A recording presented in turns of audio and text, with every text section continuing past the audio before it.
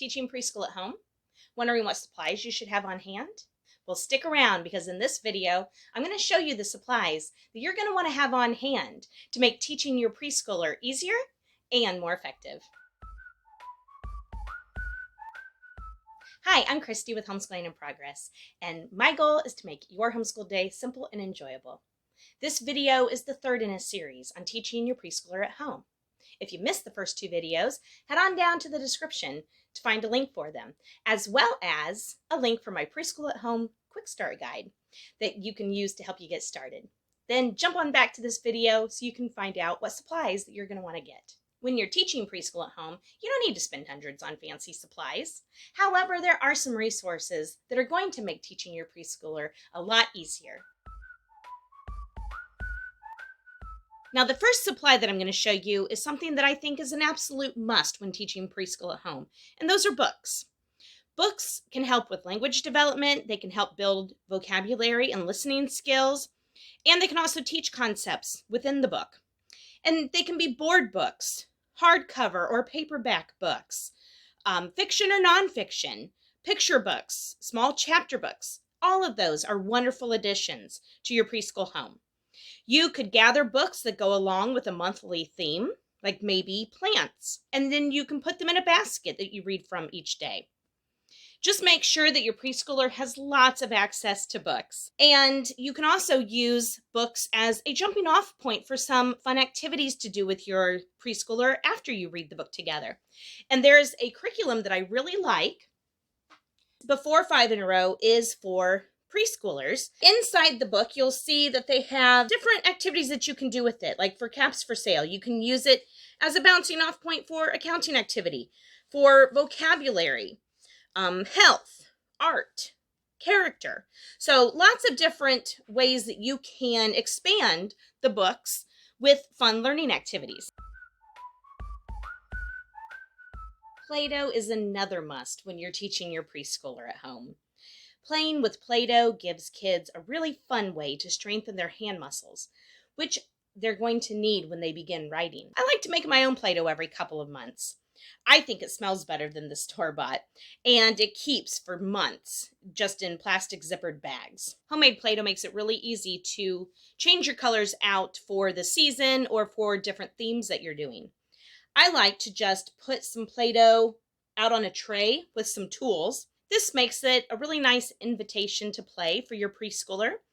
Your preschooler can come and use the different tools, such as little scissors, rolling tools, cookie cutters, just lots of fun, different ways to use your Play-Doh. Activity mats are also really great for Play-Doh. You'll see one here that has some letters on it. Your kids can roll the Play-Doh to form different letters.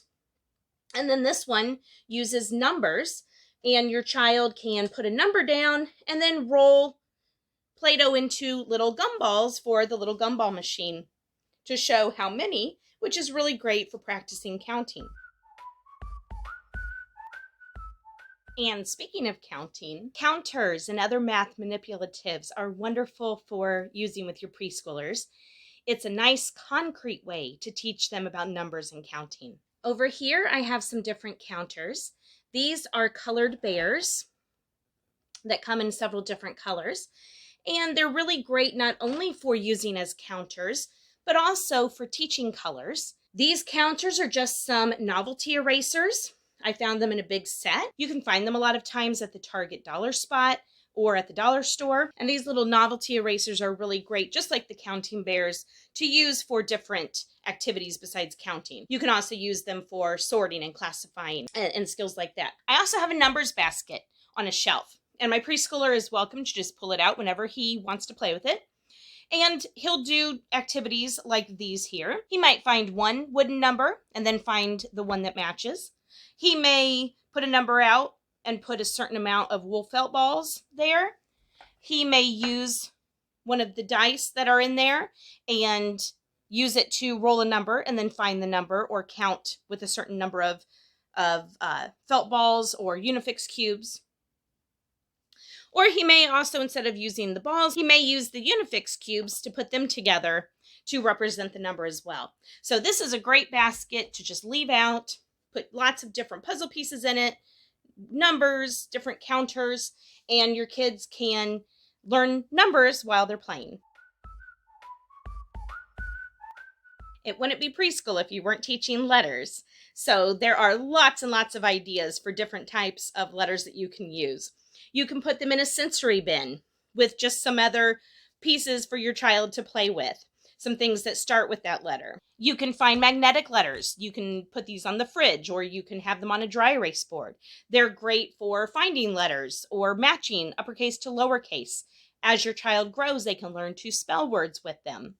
We have some different wooden types of letters, some with puzzles and some just on their own, that you could also use, again, in a sensory bin, in a different kind of activity. You could make a letters basket, like the numbers basket I showed you. And, learning to match letters, uppercase to lowercase. And then also we have a letter stamper.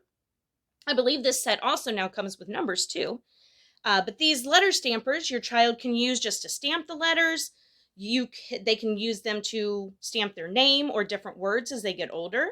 You could make a little sheet with them where you leave different letters blank and they have to fill in which one goes in order. Obviously, that's not something they would do right away, but as they grow. Again, like I said earlier, I love when activities can grow with your child and you can use the materials over and over again. Puzzles are another really great supply to have at home when you're teaching preschool. You can find puzzles for lots of different age and ability levels. Your kids can start with the ones with the large knobs on them, and then move to the ones with the smaller knobs, and then move on to the pieces that are just kind of like blocks. And then eventually move on to floor puzzles, which have the bigger pieces. And then as they get older, they can move on to the smaller pieces. Puzzles are really great for teaching different skills. And a lot of times you can also have them in a certain theme that goes along with something else that you're studying. Art supplies make teaching preschool so much fun. I recommend having a large variety so you can have lots of different choices for different projects. Some of our favorites, obviously, the colored pencils, crayons, markers are really nice. These do-a-dot markers kids love, and they're really easy for them to grab. So these are something that we've gone through several boxes of these over the years. These paint by sticker books are really fun for older preschoolers on up. You'll also want to have on hand things like scissors and glue. We really like having different types of watercolor paints and paintbrushes. We do lots of watercolor here. We'll also have different paper to paint on, sometimes just copy paper, and then sometimes we'll use nicer watercolor paper. Chalk pastels are so much fun, and they are so easy for a preschooler to use because all you need to clean them up with are baby wipes. If you do a lot of crafts in your family, you might want to have some craft supplies on hand. Pom-poms, stickers, felt, ribbon, sequins, popsicle sticks. We keep all of our craft supplies in those see-through plastic storage containers, and we just have them on a shelf in our garage. That way they're close by if we do want to use them, and we can easily see what supplies are in which box, but they're out of the way because it's not something we use a lot. Now, for the art supplies that we do use often, like many of the ones you'll see here, we keep those on a 3-tiered cart in our homeschool room, just in a corner. And since it's sitting out, the kids will see it and be more likely to actually use the art materials. Having good supplies at home is going to make teaching preschool that much easier. I'll leave links in the description below so that you can find all of the items that I mentioned in the video. And if you missed those first 2 teaching preschool at home videos, make sure that you catch those in the description below as well. Stay tuned for my next video on how to set up a good preschool routine when you're homeschooling. Thanks for watching, and happy homeschooling.